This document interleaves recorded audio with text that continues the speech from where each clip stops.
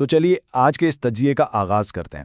आज हम एक ऐसी कहानी को खोलने वाले हैं जो किसी हॉलीवुड थ्रिलर जैसी लगती है, लेकिन ये पूरी तरह से हकीकत है। हम बात कर रहे हैं CJNG की, यानी कार्टेल जलिस्को नुएवा जेनरेसियोन। ये दुनिया के सबसे खतरनाक और ताकतवर पैरामिलिट्री ड्रग कार्टल्स में से एक है। आखिर ये इतना बड़ा खतरा पैदा कैसे हुआ और इस मॉन्स्टर को बनने में किस किस का हाथ था? आइए इस तजिए को शुरू करते हैं। पहला हिस्सा, एल मेंचो का जवाल।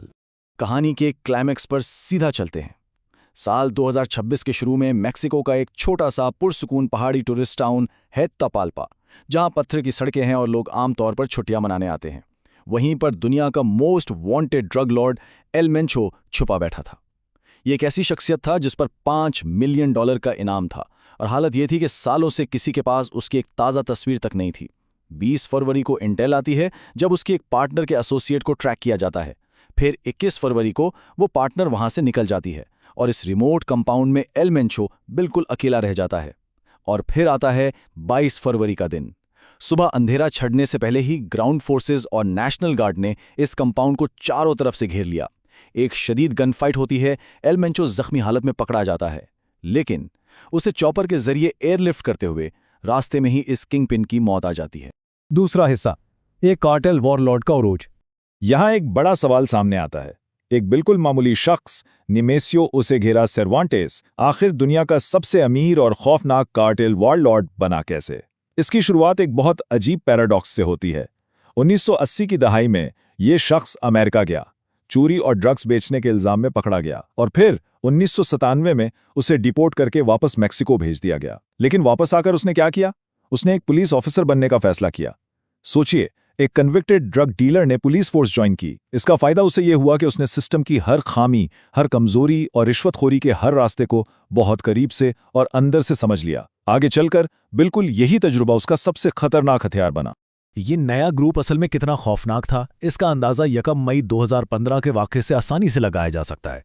अपने पुराने कार्टेल से अलग होकर जब उसने CJNG बनाया, तो उन्होंने छुपकर और अंधेरे में काम नहीं किया। बिल्कुल नहीं, उन्होंने रियासत से सीधी टक्कर ली। जब मिलिट्री ने उन्हें पकड़ने की कोशिश की, तो कार्टेल ने एक मिलिट्री हेलीकॉप्टर को RPG-27 रॉकेट लॉन्चर से उड़ा दिया। इस हमले में 18 में से 9 फौजी मारे गए। पाब्लो एस्कोबार के बाद यह पहली बार था कि किसी माफिया ने इस पैमाने की ऐसी खुली टक्कर ली हो। इस सूरत हाल को कंट्रोल करने के लिए मेक्सिको की हुकूमत को अपने 10,000 फौजी फौरन वहां भेजने पड़े। तीसरा हिस्सा, सिंथेटिक ड्रग की सल्तनत। आखिर इस बेतहाशा ताकत और इन एडवांस्ड हथियारों के लिए इतना पैसा आ कहां से रहा था? ये वो पॉइंट है जहां कार्टेल एक रिवायती ग्रोह से बदलकर एक आलमी सिंथेटिक ड्रग एम्पायर बन गया। इन हथियारों को खरीदने का सारा राज इस छोटी सी मिकदार में छुपा है, सिर्फ 2 मिलीग्राम। ये फेंटेनल की वो मिकदार है जो किसी भी इंसान की जान लेने के लिए काफी है। हथेली पर रखे रेत के चंद जर्रे सोचें तो ये बिल्कुल वैसा ही है। ये दवा हेरोइन से 50 गुना ज्यादा ताकतवर है और इंतहाई मोहलक है। लेकिन कार्टेल्स को इसके मोहलिक होने से फर्क थोड़ी पड़ता है, उन्हें सिर्फ इससे मिलने वाले बेपनाह मुनाफे से मतलब है। और अब इसकी कीमत देखें। इन मोहलिक गोलियों को बनाने की लागत आखिर क्या आती है? सिर्फ 10 सेंट्स, यानी लगभग 8 से 9 रुपए पर पिल। जब बनने में इतना कम खर्चा आए और वो आगे हजारों डॉलर्स में बिके, तो मुनाफा आसमान को छूने लगता है। यही वो सबसे बड़ी वजह है कि कार्टेल्स ने रिवायती कोकेन को छोड़कर सिंथेटिक ड्रग्स पर अपना सारा ध्यान लगा दिया। इसकी प्रोडक्शन के लिए उन्हें अब किसी फसल या मौसम पर इन्हिसार नहीं करना पड़ता था। इस कारोबार का मुआशी पैमाना वाकई हैरानकुन है। एक अंदाजे के मुताबिक सिर्फ $500 की छोटी सी इन्वेस्टमेंट से ये कार्टेल्स लगभग $20 मिलियन का रेवेन्यू जनरेट कर लेते हैं।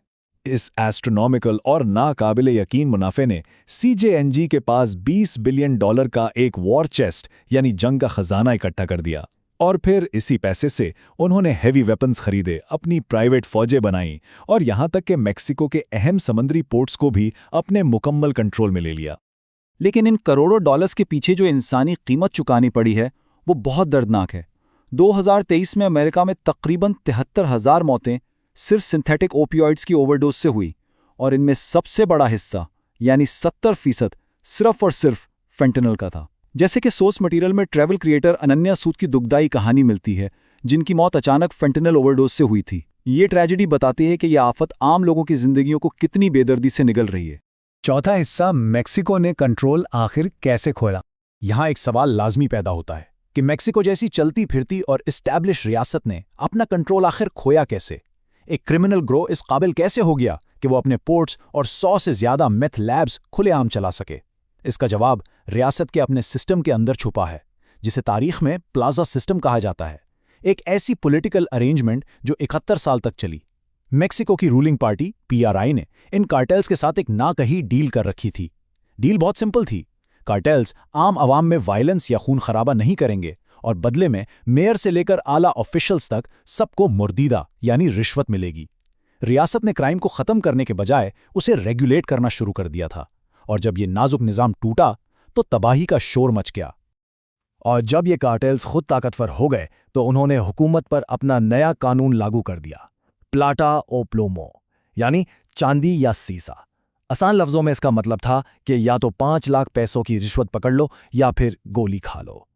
हर हफ्ते आला ऑफिशियल्स को इस खौफनाक अल्टीमेटम का सामना करना पड़ता था, और यही सबसे बड़ी वजह है कि बाद में हुकूमत की तरफ से किए गए तमाम इकदामात, चाहे वो 2006 की वॉर ऑन ड्रग्स हो या फिर हग्स नॉट बुलेट्स का अप्रोच, सब फेल हो गए।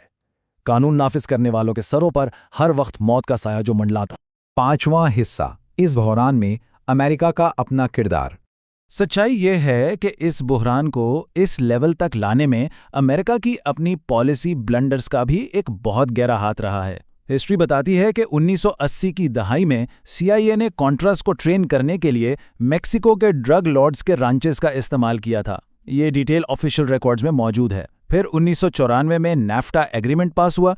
इस मुआहदे ने बॉर्डर ट्रैफिक को इतना ज्यादा बढ़ा दिया कि हर ट्रक को मैनुअली चेक करना फिजिकली नामुमकिन हो गया। नतीजा क्या निकला? ड्रग्स आसानी से बॉर्डर क्रॉस करने लगी, और इसके अलावा ऑपरेशन फास्ट एंड फ्यूरियस जैसी हिकमत अमली की नाकामी, जहां गन्स को ट्रैक करने की टेक्निक फेल हो गई और हजारों वेपन्स आसानी से गलत हाथों में चले गए।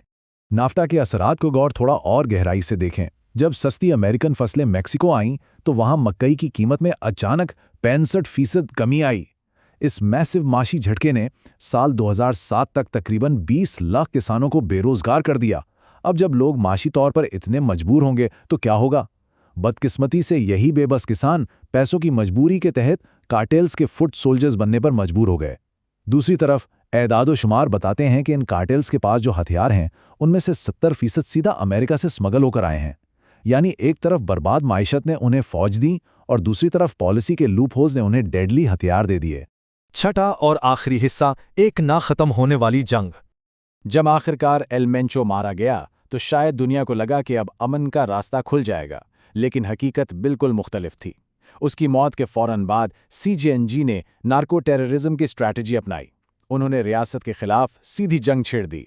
देखते ही देखते मेक्सिको के 20 सूबों में आग लगा दी गई, गाड़ियां जलाई गईं और बिजनेसेस तबाह कर दिए गए। यहां तक कि इस कार्टेल ने अपने ही मुल्क के नेशनल सोल्जर्स को मारने पर $100 का इनाम रख दिया। सोचिए, ये सब फीफा 2026 वर्ल्ड कप से सिर्फ कुछ ही महीने पहले हो रहा था। ग्वाडलाहरा जैसा बड़ा और जगमगाता शहर रातों मात एक खामोश गोस्ट टाउन में तब्दील हो गया। सूरत हाल इतनी ज्यादा संगीन हो चुकी थी कि US डिफेंस सेक्रेटरी ने इन हालात में इस कार्टेल को मगरबी निस्फ कुरे का अल-कायदा करार दे दिया। इस बयान के नतीजे में हमने अनप्रेसिडेंटेड इंटरनेशनल एस्केलेशन देखी। अमेरिकन मिलिट्री ने इंटरनेशनल वाटर्स में बिना ट्रायल के मशकूक वेसल्स पर सीधी स्ट्राइक्स करने शुरू कर दी। इस रद्द-ए-अमल की वजह से नेचुरली मेक्सिको की हुकूमत पर शदीद पॉलिटिकल प्रेशर बढ़ गया और दोनों ममालिक के दरमियान कशीदगी अपनी पीक पर पहुंच गई। तो आखिर में इस सारी कहानी का निचोड़ क्या निकलता है? एक अहम सवाल हम सबके सामने खड़ा है। जब तक ड्रग्स की आलमी मांग मौजूद है, जब तक बॉर्डर के उस पार से हथियार लगातार स्मगल हो रहे हैं और जब तक इन इंस्टीट्यूशंस की जड़ों में सिस्टम की खराबियां जिंदा हैं, तो क्या सच में किसी एक किंग पिन को हटा देने या मार देने से इस बीमारी का इलाज हो सकता है? या फिर इन तमाम रूट कॉजेस को एक साथ टैकल करने की ज़रूरत है? ये एक ऐसा सवाल है जिस पर गहराई से सोचने की ज़रूरत है। आज के इस तज्जिये में हमारे साथ शामिल होने का बहुत शुक्रिया।